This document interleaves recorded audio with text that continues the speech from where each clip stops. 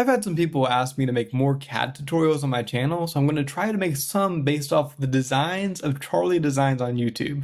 If you haven't seen his channel, he's basically making a new 3D print every single day for all of 2025 that he designs and prints in that same day.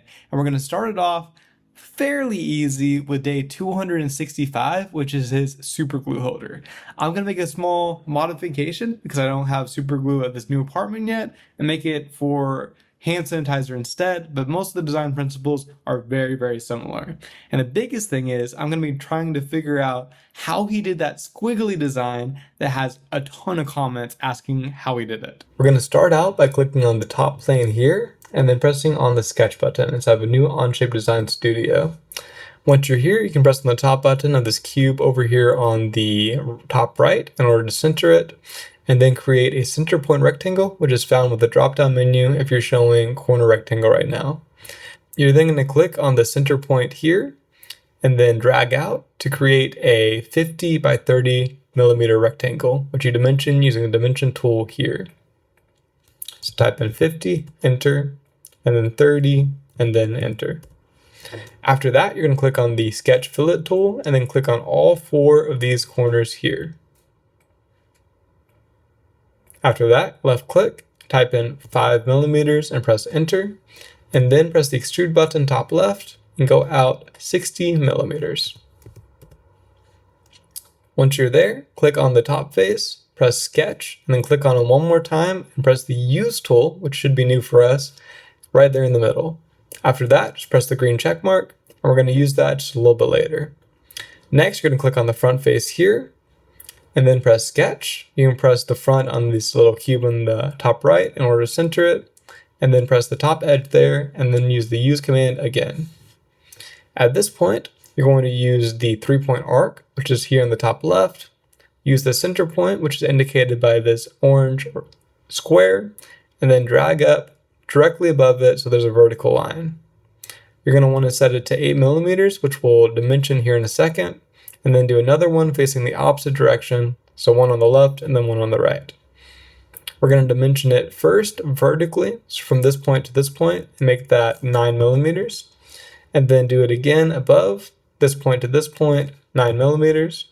After that, you're going to dimension the radius as being 8 millimeters, and then 8 millimeters again. At this point, click at the top and the bottom icons here, and it should give you the minimum distance between these two, which is going to be that 18 millimeters. So make sure you copy that down, and then use the linear pattern command right here, and click on both of these lines. You're going to grab the arrow here, drag it down, and then set this dimension to -18, the number that we just copied. You're going to pattern it 5 times, and then only 1 time going here to the right. So press enter there, and then press the green check mark here. After that, you can use the slot command. If you don't see it, you can just do a drop down, and it should be underneath the offset, or you can search it here in the tools on the top right. Click on all the individual lines here, and it should be set to 2 millimeters for you. If not, we can change that in a second. Press the left mouse button, and then we're going to extrude that out. If it has an error, what I like to do is press X here, temporarily hide the part down here by just clicking the little eye icon, and then select everything by dragging and selecting it. You may have to deselect some other stuff, like the icon that we were showing a second ago, and then just change it to add, symmetric, 2 millimeters for the depth, and then make sure you're merging with all. Press the green check mark there, and then you can unhide the part here. This is what it should look like for you at this stage. And the next step is going to be clicking on the front face of it here, and then pressing on the chamfer command here in the top left. I like to do a distance of 0.9 millimeters, equal distance, measurement being type offset, with tangent propagation turned on. And that's just going to make it have this nice chamfered face. Click on the green check mark, And next, you're going to go to the back face of it, so rotating the cube around either by pressing and holding with the right mouse button or by pressing the little arrows here to go all the way around it. Click on the back face, center it if you would like, and then create a new sketch. At this point, I like to do the Use tool again and click on the top and bottom edges here. After that, I create a line and go out a little ways. You don't have to dimension it to the right. Do that on both sides, top and bottom, and just drag it out here. And here's where we're going to be using the corner rectangle again. It's going to be hiding underneath the center point rectangle. So just click on that drop down, select it, and then drag over it, making sure that you're covering this little tail of the squiggly on both sides. We're going to make one on the bottom and then one on the top. And then we're going to extrude out using the button in the top left. Similar to what we just did, we're going to be doing symmetric. This time, change it from blind to through all, and then push remove.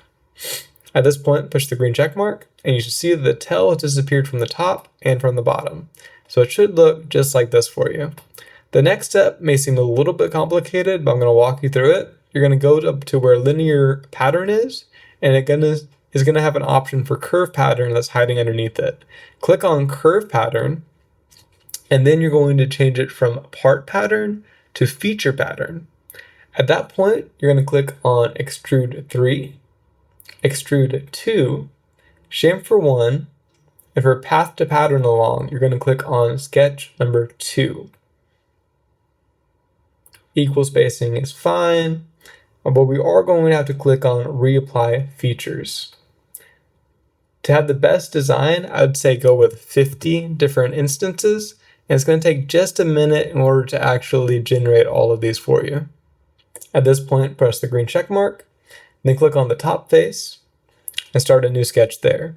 I like to change to facing the top face at this point, and then just create a center point circle right there in the middle. Dimension that to be 27 millimeters. Press enter, and then extrude that down 25 millimeters with the remove button here. And then press the green check mark, and you're done. This is a little bit different than Charlie's design. He made his for super glue, and I'm actually going to use this for hand sanitizer, but you can adjust the size and depth of this hole by just going back to the last sketch and changing it from 27 millimeters to whatever the dimensions of your bottle is. If you'd like to export this, all you have to do is right click on the part here inside the part tree. So left click it, then right click it, and then press export, and you can change the name here, as well as the file format and the resolution. I normally use STL, binary, millimeter, and then fine. Then just press export and you're ready to 3D print. This is the final result. I really like how the wavy pattern came out on it, even though it did take a little bit of figuring out to find how to do this. You don't really need it for GermX because you could just put it like this and it's fine, but I do think that for super glue, like he was showing in the video, this could be useful. If you want the files, I'm going to have a link to the Onshape file in the description, as well as a link to the Makerworld file if you want to just go ahead and print this for your GermX at home, I guess.